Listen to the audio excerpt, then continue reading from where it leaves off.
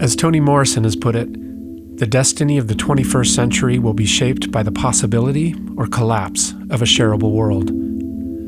Welcome to our podcast, where we explore the history, theory, and practice of democratic socialism with our guide, Big Mike. What can we learn from the past to help us create a better, more shareable world in the future?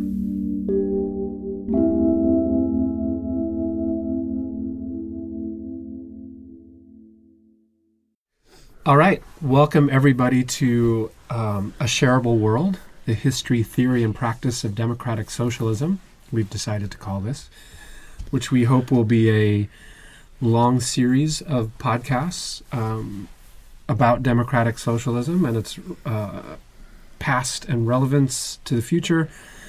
And my name is Greg. I'm here with my daughter, Erica. You can say hello. Hello. Who is a proud college dropout and world traveler, and in some ways a target audience for this series. But most importantly, we're joined by Big Mike, who can also say hello. Hi. And will be our teacher in this adventure.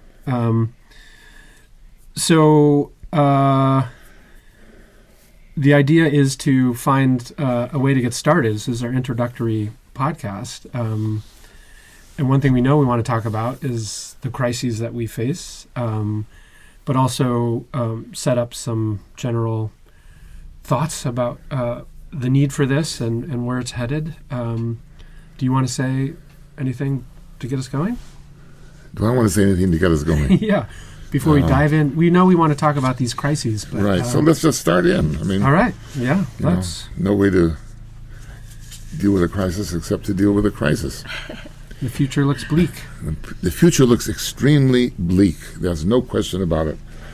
So my argument is I assume that we're going to go on with this because there's a huge amount of stuff to talk about that by and large is not covered, I think, in the literature, either in the literature, if you can call it that, which is our daily newspapers or the media, social or antisocial, however you want to think about it, and probably isn't covered in even the academic or polemical literature on the subject. So let me start out with what I think about this so-called crisis that we're in. We're in a real crisis. But I'd like to start out by pointing to the fact that it is not just socialism which is in decline, but capitalism is in decline as well.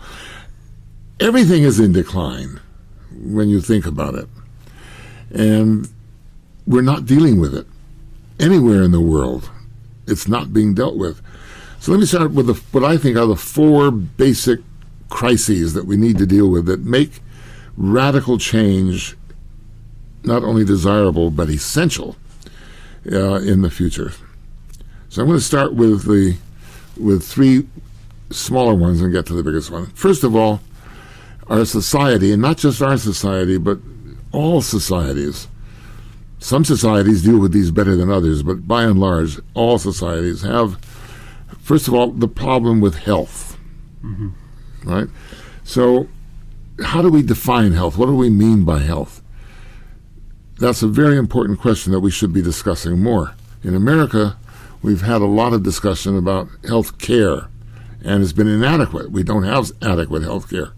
Everybody knows that in our society, in America, we have one of the worst health care systems in the world, regardless of what the politicians say about it. We have a terrible health care system. And healthcare is going to become more and more important because of the other crises, and we need to find a way to solve it. It's not being solved by private enterprise, and it's not being solved by Obamacare. None of the systems we've experimented with so far do it well. There are some places in the world, Scandinavia, Germany, even France, where it's dealt with quite well, but we don't want to look at it. Mm-hmm. If you read the daily literature on this subject, it's all concentrated on America, and we don't seem to learn from the lessons that other countries have learned and how they've solved their problems. So first of all is this question of health.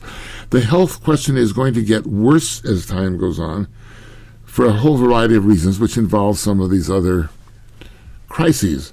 For example, we're getting older. The population is getting older all over the world. One of the reasons the population is getting older is because we're healthier.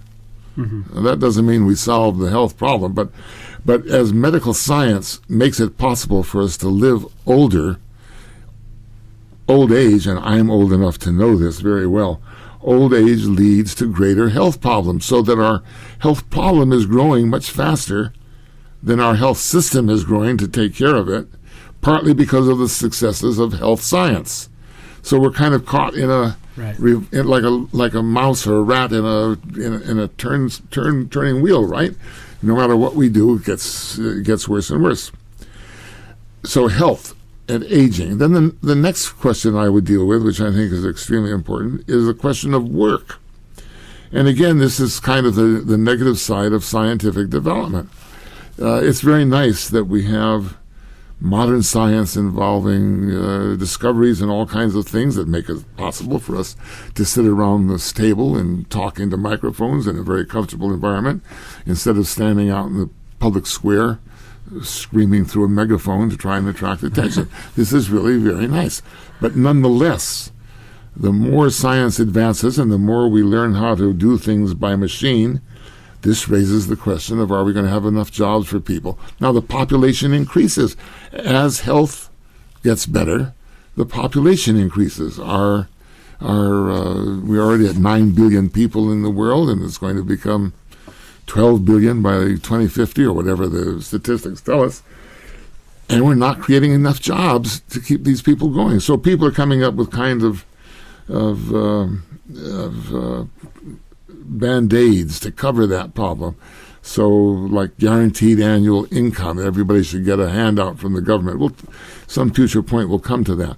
But these are Band-Aids. The fact is that, all right, I'm of a certain age, and I've worked all my life. I've loved working, the kind of work I do. I've loved working. It's not in a coal mine, so I'm probably more fortunate than others.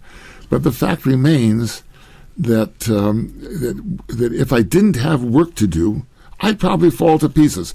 So the problem of work is a matter of how I organize my life. Karl Marx, who was right about many things and wrong about many things, and we'll come to that also, I think. But at one point, Marx writes about in the great come and get a day when everything is beautiful and wonderful, I can be a poet in the morning, and I can garden in the afternoon, and I can make a movie in the evening, all that kind of stuff. Or make children in the evening, whatever it is I feel like doing. But I'm free of the necessity to work. So then I read that and I sit back and I think, what would it be like not to work? Well, I think it would be a disaster, right? Because work is some way of participating in society. I do things by working. Think about a life in which all you had was leisure. Mm-hmm. Think about the egocentrism, the selfishness, the greed that would develop. What work is not just a way of producing things, but it's also a way of interacting with other people in a community. Mm-hmm. So I think that's very important. We have to think about work not simply from the economic point of view, but from the social and even the spiritual and psychological point of view. So I think as jobs decline in number, and this is, they always tell us here in Silicon Valley where we're sitting right now, they always say, the new technology will create new jobs. The trouble is there's no proof of that. Mm-hmm. There's no evidence of that. So we need to worry about that. And all of these crises, these three what I consider to be big crises, are dwarfed by the biggest crisis of all, which is the environmental crisis. I mean, we are living in a world where if you accept what science says, and a lot of people today are in an anti-scientific mode, but my argument is that we need to accept it. I'll explain that in a moment. If you live in a world where you accept science and science tells us this is getting worse and we don't really have much more time, the optimists say we have a generation or two. The pessimists say the tipping point comes in 2040 or 2050. That's like tomorrow from the point of view of the history of the world. And that environmental crisis is not going to be like catching a cold. That environmental crisis means that I won't be able to breathe when I go outside because everything will be so polluted. It means that there won't be enough water for us all to drink, that food will become so expensive, which it already is becoming in many places, that people are having trouble paying for food. You just open your daily newspaper today and you see that in many parts of the world today, people are having trouble buying food, and we're not producing food enough and cheaply enough and distributing it enough. If we could breathe enough to be able to consume the food that in a better world we might produce. The environmental crisis is huge, and it's not about my welfare or your welfare or the welfare of America as opposed to Bangladesh. It's about the welfare of the entire human race, and beyond that, the welfare of all animals and even plants. It is the one holistic, totalizing crisis that we all face, and we are doing nothing about it. Right. We are going so slowly in our thinking about it. We're having all these political arguments. So I like to say to people, if you are feeling a pain, are you going to wait until the pain has developed to the point that it's killing you, or will you go see the doctor and ask for some way to deal with the pain? Right. That's what I think about the environmental crisis. It's not a question of is it right or is it wrong. There's enough suspicion. The pain is already there. We need to do something about it, not wait until it's overwhelmed us. So these crises combine with one other observation, which I think is very important. And that is that everyone says today, we're going to have these conversations about democratic socialism. Everyone says today that socialism is in decline, that it's dying out, that it hasn't solved problems. That's true. And we're going to discuss over time ways that we can deal with that. But we don't talk about how much of a crisis capitalism is in. Capitalism's crisis is no worse than socialism's crisis. Socialism may have run out of some imagination, but so is capitalism. And we'll talk about why that's the case. And my argument will be that socialism and capitalism are inextricably intertwined. And in fact, capitalism is created by socialism, and that's a strange statement to make, but we'll see what it means. But we are in crisis, and we are in a systemic crisis. Our inability to solve the crises that I've just mentioned show how profound the crisis that all of our societies are in, and we need to think boldly. We need to think imaginatively. That's what's not happening. All right. Well, that's a lot. And so this is, I think, a chance to check in with Erica, who's our test audience, but also as a 22-year-old, and I think it's fair to say that it's the sense of these crises that led you to drop out of college. So any thoughts or comments or questions about the framing of the crises? Is that are those the categories you use to think about the trouble we face? Yeah, I think those are pretty good. But do you think, so, dropping out of college, that's an interesting thing to do these days.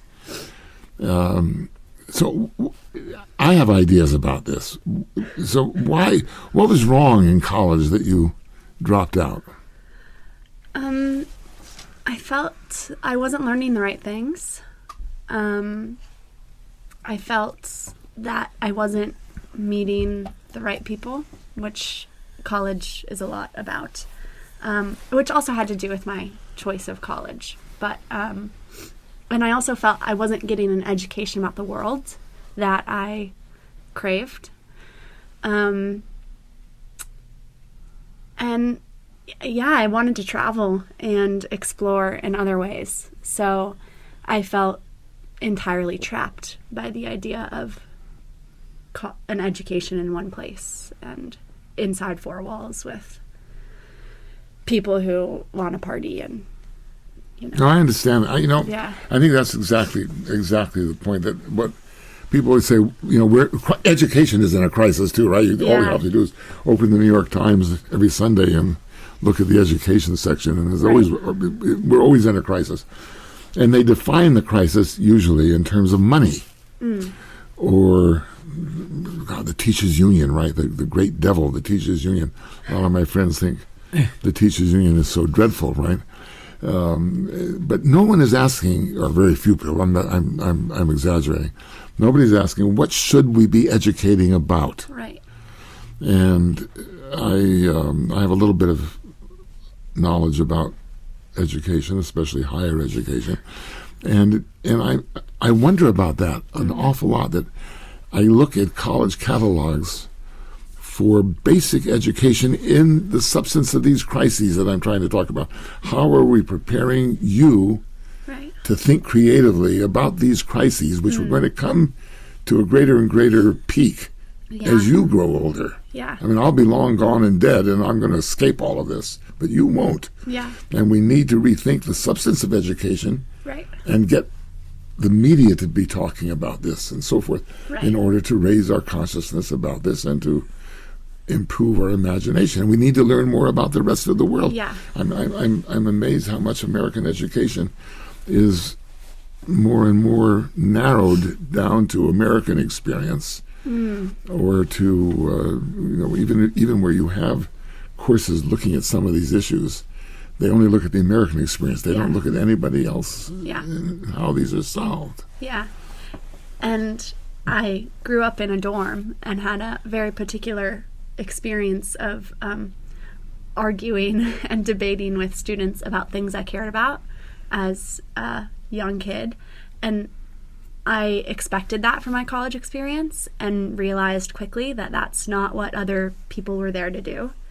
Wasn't to like share ideas and debate and not take things personally and all those things, but it was not about that. No, it's more and more about how you're going to make a living. Right, how you're going to make money. But if we don't think about these crises, you're not going to be around to make a living. Is the point. Exactly. Yeah, so you don't need to say a lot more about this, but you, just in terms of your sense, you combined with your experience of college was also a sense that the future is very worrisome. Like you're worried about sustainability and and our current political system. Yeah. And do you want to add anything to that? I mean, I think those are two things I worry about constantly. And I just felt if the world's going to fall to pieces, I might as well see it before it does. So there was a bit of urgency in my decision to leave, that things are declining fast and I might as well see it while it's here. Right. So. And the work, when Big Mike was talking about the work piece too, I know that's important to you too, that you're looking for a way to find rewarding engagement with other people, and I'm struggling to find that because often the conversation is about money, and I'm like, I'll just sit here and do some favors for you as long as we have company and food to eat, and it's more about the reward and the engagement than the money. I'm finding that difficult to. Well, I think also, just to add on another component here, is that I think your generation, if I can use that expression, I'm not using it pejoratively or in any way, but your generation, to distinguish it from my generation. So, I mean, I come from the medieval world and you come from the postmodern world, but your generation has a very foreshortened view of time, and that's also a huge problem. Both in our school system and our institutions of higher learning, we're not creating consciousness of historical change, which also makes it impossible or more difficult for younger people to imagine alternatives. Right. So one of the problems is that we're stultifying your imagination. History. Why study history? History is important to study because it's a source of imagination. By studying other cultures and other times, we see how people solve problems differently than we solve them, and how they go about solving them. If you don't study history, it's very hard to have any imaginative approach to the future. How can I imagine alternatives to the present if I don't know that the past was different from the present? So we're very actively involved in trying to diminish your imagination. and to foreclose on the futures that you need to be thinking about. And I think that's one of the things in these podcasts that I want to pay attention to, is looking at past alternatives in a way to make it possible to imagine future alternatives. I think that's very important. Yeah. Yeah, so and to come back to the title, the idea for a title of this podcast of A Shareable World, so you just said this, but I think it's an important organizing principle for what we're up to. But the idea of a shareable world, of course, is one that we want, in fact, we want a world that is shareable. And that's a material, real world thing we're looking for. But as you just said about history, we achieve that through imagining the shareable world, by doing that in the imagination as well. So when we construct this series for the podcast, we'll be looking both at those real world things and the mental imaginative work that we need to do. I think I would go I'd go a little bit beyond that, or maybe a little bit to the left of that, and say something like this. If I say a shareable world, and I like that expression, but that expression focuses my attention on what's out there to be shared. Right. A great deal of our problem is that we have forgotten how to share. Sharing is, after all, a matter of consciousness. Yes. It's not only there has to be a lot out there to share, but we have to develop a culture in which we want to share, where sharing becomes part of being a human being, part of being a community. One of the problems with capitalism, particularly liberal capitalism, and those two words are not synonymous, but one of the problems with liberal capitalism is that we have emphasized individualism to such an extent that we have really forgotten how to share. You know, I often think about that we teach what we forget. We're afraid of forgetting something, or we have forgotten something, so we have to teach about it. So my grandchildren are taught to share. Imagine going to school and being taught how to share, when after all, sharing should be something that is a natural human part of the human condition. Right. So a shareable world is one thing, but I have to want to share it. I have to share it without thinking about sharing. Right. And we need to think about culture. And one of the things that I hope we'll talk about in these podcasts is culture institutionally, but also culture from a psychological point of view, in order to raise that issue. Yeah. Yeah, no, and that's how I'm thinking about the mental imaginative part, because if you think about discourse about the crises that you mentioned, it tends to, I mean, people are aware of these crises, but they tend to think either the current political machinery is going to solve it, and more likely that some technological innovation is going to solve these things. Whereas what we're saying is that the act of imagination of what kind of world we're trying to create and how we relate to each other and what it is to be human is as big a part of that solution as any. And the emphasis on we. On we. Not on me, but on we. Right. I was going to say, I wonder how they teach how to share in school, because the way I remember it is, this thing is mine and I will let you have it for a minute. It's never about, the world is inherently all of ours and let's share it from the start. So even the way we're teaching, sharing is an individual action of letting you have something that was mine. Yeah. Which is just wrong in the first place. Yeah. All right, Big Mike, where do you think we go next? Well, what I'd like to do is start out by saying a few words about history and the history of what we're talking about, because I think that's very important. I just argued it, so I should at least listen to my own voice and do that. What we have not really paid attention to, the academic literature does, but we have kind of forgotten this in our public culture, is that there has been a very high level of discontent in our society.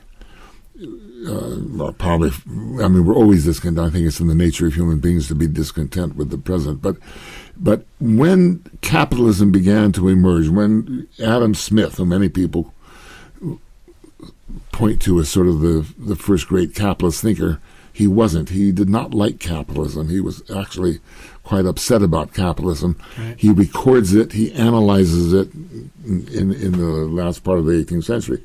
But he also doesn't think it's a moral system. He says this is the way it is, and if it works, well, that's fine, but there's something fundamentally wrong about it. And he writes another book besides The Wealth of Nations in which he analyzes the kind of negative sides of it. Nobody reads that anymore.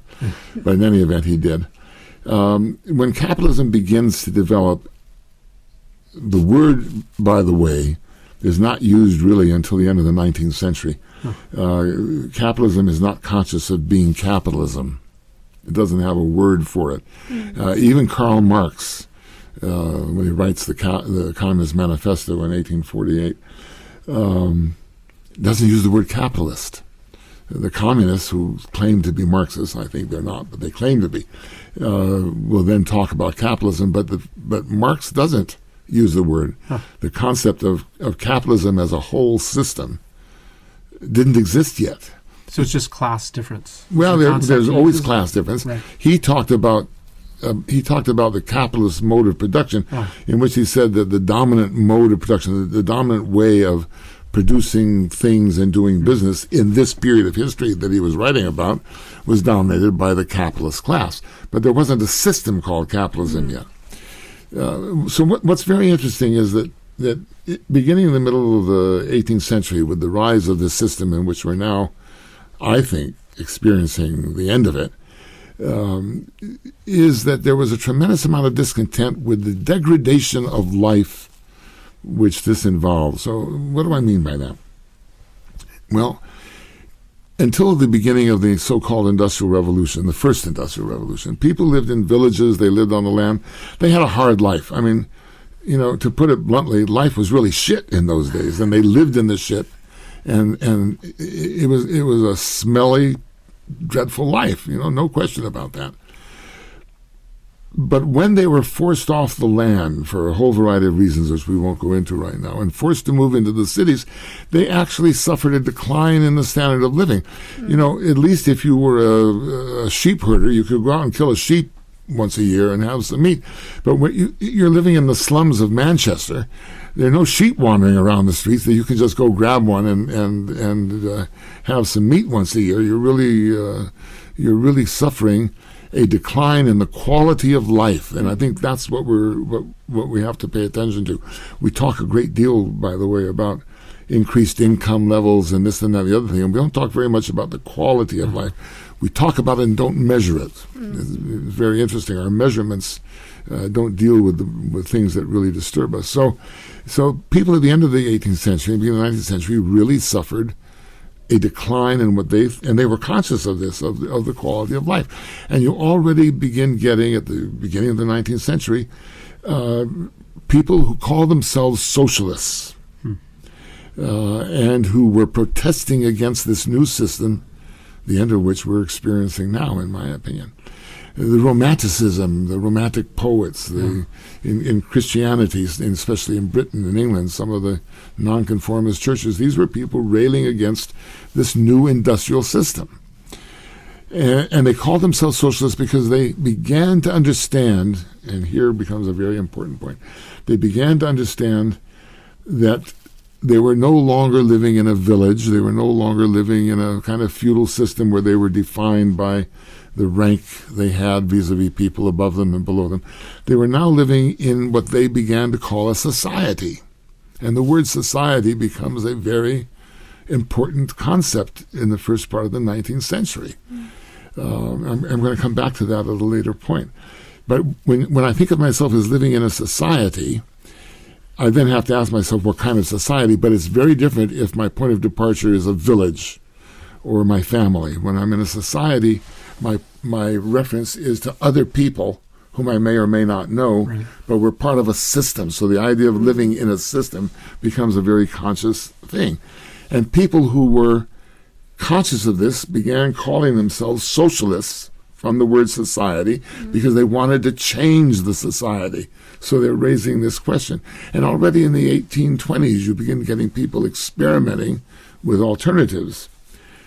Partly because of Marx and because of communism because of capitalism, we call these people utopian socialists. But it's fascinating that these guys went around establishing communities which were different from the cities. They wanted to experiment with different kinds of social relationships. Right.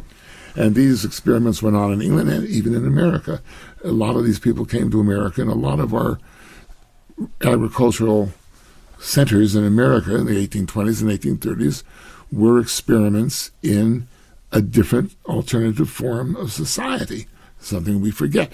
My favorite example is the Mormon Church. Now, most people today, if they're not Mormon, think about the Mormon Church as a rather conservative organization. But the interesting thing about it is that, partly because of the social conditions under which they started, the Mormon Church started out as a radical critique of emerging capitalist society. They were cooperativists. And right down through the latter part of the 19th century, the cooperative movement was extraordinarily central to the Mormon Church. All of that changes later, as does much of the world. But what we forget is that that early period of the emergence of capitalism was not a triumphant, victorious capitalist class taking over everything. It was a battle for the consciousness of society, a battle for the emergence of the concept of society. So I think those are important things to keep in mind. And that's why I started to say that the socialists create capitalism by, once they start out creating the concept of society and trying to think of alternatives, people become conscious of what it is that they're actually experiencing in that period of time. And after the middle of the century, the word capitalism begins to emerge as the word to define. So it's the socialists who create capitalism as a concept. Now I'll go a step further. It's this emergence of the idea of society that creates the science to study this object called society. So we begin getting, in the 1820s and 1830s, a new field of thought, of academic work emerging called sociology. Not economics, but sociology as a new way of thinking, a new way of analyzing this object called society. And among the early sociologists, they were all socialists, because if you're interested in society, you're a socialist. You know something's wrong, you want to change it. So as you look through, for example, the history of French, quote, sociology, unquote, you find that they often identified themselves as socialists. They called them, they knew they were on the left, to use a contemporary expression, on the left of the political spectrum, because they were questioning the society in which they were studying. They knew something was wrong, and they were trying to find solutions to it. So already you get the great French sociologist Durkheim, in the end of the 19th century, writing a book about anomie, about this feeling of loneliness. What is the negative side of individualism? It's loneliness, and he's becoming aware and trying to make the rest of us aware of the fact that something's wrong with this society. This, we're lonely. We're disconnected from each other, and so forth and so on. So I think we need to rethink history from that perspective and begin to put in a different way of thinking how we've arrived at our present discourse, how we've arrived at a time when we think it's capitalism is triumphant. All we have to do is solve some of the problems that capitalism made. This is the natural way of life. But it isn't the natural way of life. It's a new way of life in terms of world history. Right. Any questions, student? Makes sense to me. So it was a new thing, and it was a painfully new thing. So, and yes, most very people, painful. People, there are people oppose the emergence of the machine. People were shocked by the fact that machines, like we are today, when we think about the media and algorithms replacing human beings. In the 1800s, people were shocked that machines could replace human beings, or that the machine degraded human life. So this image of my working on an assembly line, pushing a button, the great classic image of what factory life was like, where I spend my whole life on that assembly line, pushing the same button over and over and over again, that contrasted with an earlier history in which I lived in the village, and I may not have been a poet in the morning and a painter in the afternoon, but I herded the sheep in the morning and I planted the wheat in the afternoon, Right. and I was thoroughly involved with the world, and involved, by the way, in a kind of romantic way, of course, but involved with the world in terms of climate and in terms of the seasons, because some of my work, what I did as a human being, was defined by the changes in the seasons Right. that I lived through every year. Right. Of course, the city changes that, right? The city, we get cold in the winter, but we don't live in the winter basically differently than we live in the summer. Right. But in the village, you do live differently in the Yeah. winter than the way you live in the summer. So there's a really profound change in life there. People, just as we're opposed to the idea, or frightened, I'm very frightened, by the idea that an algorithm will replace me. There was a cartoon in the New Yorker many years ago. In scenes, right? The first scene was of a professor lecturing to a class. The second scene was the professor lecturing to a couple of tape recorders and the class. The third season, there are only tape recorders in the student seats. Then the fourth scene is a tape recorder lecturing to the tape recorders in the class. Well, now that tape recorder would be replaced by a mathematical formula. Yeah. Yeah. Yeah. And that's scary if you think about it. Where do we find the human being in our contemporary second, third, fourth industrial revolution, whatever we want to call it? But where are we as human beings in this? That's these are existential issues, and we don't like talking about existential issues, but they really are existential issues today. And I think a lot of the unease that we feel today, a lot of the these are things we'll come back to. Yeah. The anti-globalist Right. movement that appears all over the world are very much a consequence of the disappearance of our understanding of what it means to be a human being. We're the victims of forces over which we have no control, which are in the computer. Right. So I think that's very important for us to take into consideration, that what socialism has to become is a critique of society, not romantically, but a very hard-headed critique of these problems that we're raising this morning. So I think another thing I'd like you to talk about for the introductory podcast is the reaction that a lot of people will have, just the knee-jerk reaction of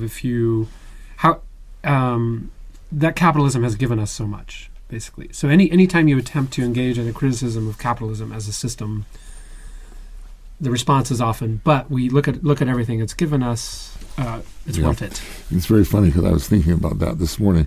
Believe it or not, in a different context from the podcast, but yeah, capitalism has done a tremendous amount for us. There's no question. And here I think the romantic criticism of capitalism, which, we really don't want to go back and live the way peasants did in the 14th century. We really don't. You really like being able to fly around the world. Yeah. In the 14th century, you probably couldn't have made it to the next village, Right. but you certainly couldn't have flown around the world. So there's no question that capitalism has fostered and been fostered by improvements in technology. No question about that. And we need to accept that. One of the common things one hears almost every day, social media or on the cable networks, is how we've done so much to improve the situation of poverty in the world. China at the moment is becoming very much a subject of conversation, and everybody is saying, "Look how the Chinese have reduced poverty." Right.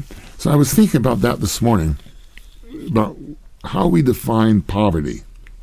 Capitalism, Right. Everyone claims this is due to capitalism, right? Why have the Chinese been able to do so much about poverty? Because they moved away from Marxist communism to a kind of capitalism, which we like and understand, although it challenges us. So President Trump is trying to keep it away and do something to control it, but nonetheless.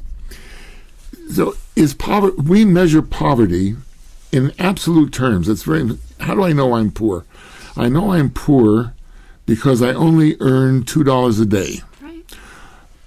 In Bangladesh, the women who work in the factories that produce the clothes I'm wearing earn $1.79 a day. They're poorer than somebody in America who earns $15 an hour, right? Yeah. So that's poverty, but we're not poor. We don't really have poverty in America. Of course, we do, and we talk about it sometimes, but we measure that poverty in absolute terms. We live today in 2019 in a world in which the figures were released last week or a couple of weeks ago. 15 people, I think the figure was. I don't remember what the number is, but 15 people, give or take 5, own half the wealth in the world. Right. This is a figure that I think it was Oxfam or Amnesty International, one of these organizations, issued at the time of the Davos conference. Think of that. I can count on the hands of 3 fingers of 3 hands and 3 feet the number of people who own half the wealth of the world. My God, that's a different way of thinking about poverty. That we live in a period in which there's so much wealth concentrated in so few hands that in fact I'm poor. Yeah. Poverty is relative. Right. That's number one. Number 2 is that poverty is not just about money. It's also about how rich my life is, about my human relationships, and we pay very little attention to that. There are very rich people in the world who are poorer in those terms than people who live in a village culture which is still thriving. So we need to rethink this concept of say, poverty. Capitalism has given us a great deal. It's also taken a great deal away from us. And we need to balance that. Now, why do we say that poverty can be measured by the amount of money? Because we are so materialist a society. Because it's like you said, a shareable world. We talk about what's out there. Well, I can't measure poverty only by what's out there. I also have to measure poverty by what's in here. So we need to rethink this whole question of poverty. Yes, capitalism has given us a great deal. It's technology which may have given us a great deal. It's not clear that capitalism is the cause of the technology. We have to talk about that question as well. Right? So, and capitalism has taken away a great deal. Yeah. Good. So another question I have that I think people might have on their minds, and I don't know, maybe this, you don't want to get into this right now, but whatever you think about capitalism and what the history of it and how you evaluate it and what it's given us, part of what you want to say is, given the crises, the system as we have it cannot solve them. Yeah, the system we have cannot solve it. There's a kind of religious belief that innovation will find solutions to these problems, but so far innovation seems to have created new problems rather than finding solutions to existing problems. There are those people who think that we can have capitalism with a happy face. There was in the mid-'60s when communism began to show itself for what it really was. There were these attempts like the Prague Spring in 1968, communism with a human face. So now it's very interesting that now we have, 30, 40 years later, the idea of capitalism with a human face. That's not an abstraction. There are a lot of people, students at the university, for example, who want to find ways for social investment. Right. There's a wonderful idea. I'm fascinated by it. The idea of social investment. Now, the idea of social investment means you've got to have something to invest. So where do you get the capital to invest socially? So somebody is producing something, you have to be able to make a profit out of that production in order to have that profit, what we call capital, to invest. There's something missing in the line of thinking there. We want to have green investment, for example. That's kind of an answer to the environmental question. Right. We want to have green investment, but the problem there, of course, is that what we produce out of nature. Nature is the source of the raw materials with which we produce things. Food, right? It comes from nature. It's not going to come from my computer. Water is going to come from nature. It's not going to come from my computer, and so forth and so on. So green investment may be a good idea, but it's not going to solve the problems. It's going to put a human face on capitalism. The question is, can capitalism itself solve these problems? And I would argue that it can't. That capitalism is creating these problems, that we really have to have the courage to rethink the system we operate in. We have to have the courage to rethink what it means for us to be human in order to create that kind of system. And I don't care whether we call it socialism. I call it democratic socialism because it's a good word and a lot of people use it today, and it makes a lot of sense. But it doesn't mean making capitalism better. Right. It means we have to restructure the way we do business, the way we relate to each other, the way we produce goods. Right. Let me give you a specific example of this, one that I like very much. The production approach that you are on a line and everyone pushes the same button all life long, and at the end of the line you got an automobile. So at a certain point, I think it was in the 1970s, the Volvo company began to understand that this kind of production was a source of tremendous dissatisfaction. One of the things that workers in the automobile factories did not like being was on the production line. And I turned that nut in the wheel, and that's what I do 8 hours a day. Right. And that's kind of mindless work and so forth and so on. So they experimented, and they got groups together, a whole group that would make the car. They would learn from each other, and the car would be a product of social action of this group of workers. Not my pushing the same button, but all of us solving the problem of producing the car. Now, one could argue that system was a little bit slower than everybody standing on a line pushing a button. But the point is that the workers, and they studied this, the workers who engaged in that kind of social production were actually more happy or satisfied more with their work than standing on a line turning the same nut in the wheel for 8 hours a day. So we have to rethink how we do our work. Here in Silicon Valley, you walk into some of these great firms, and you walk into a huge room, and there are 1,000 people, each sitting behind his or her computer terminal. Right. And that's what they communicate with. They communicate with their terminal and with other people sitting next to them. I mean, in my house, I communicate with my grandchildren by messaging. Yeah. Right? Now, they're only 2 rooms away. But that's very different from going and talking to them. Right.